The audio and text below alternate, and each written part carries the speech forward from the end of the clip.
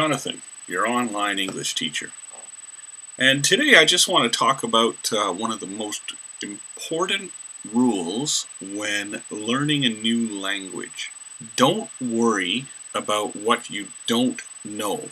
You see, when you're learning a new language, it's easy to think, oh, I can't speak like a native speaker, yet I've been studying for a long time. It's impossible for me to learn English.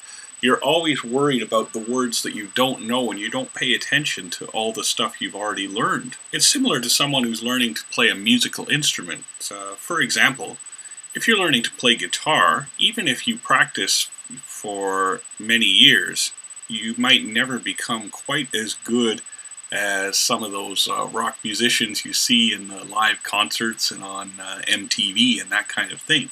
It doesn't mean you haven't become good.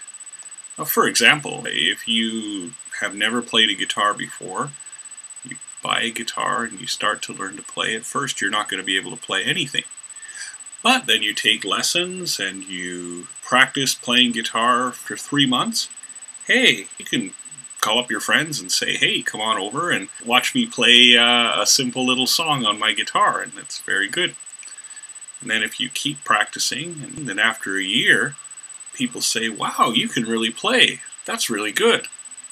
And after 3 years, getting even better. So what I mean to say is that instead of worrying about being as good as a native speaker, stop and think about all the English that you've been able to learn, things that you couldn't say before that now you can say. And if you think about it in that respect, and think about what else would I like to be able to say, what else would I like to be able to talk about, then you can learn English in a much more positive way.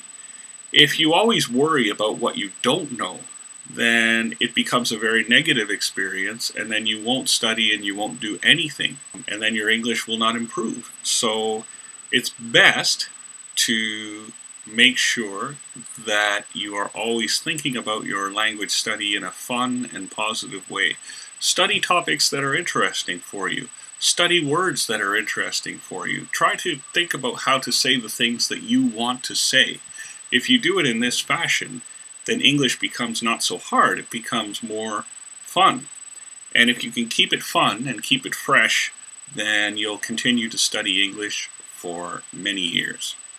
Now, of course, if you want to continue to study English online, please visit my website at www.akaiwasenseionline.com to find out how you can get a free trial lesson in English over Skype with me, Jonathan. Thanks.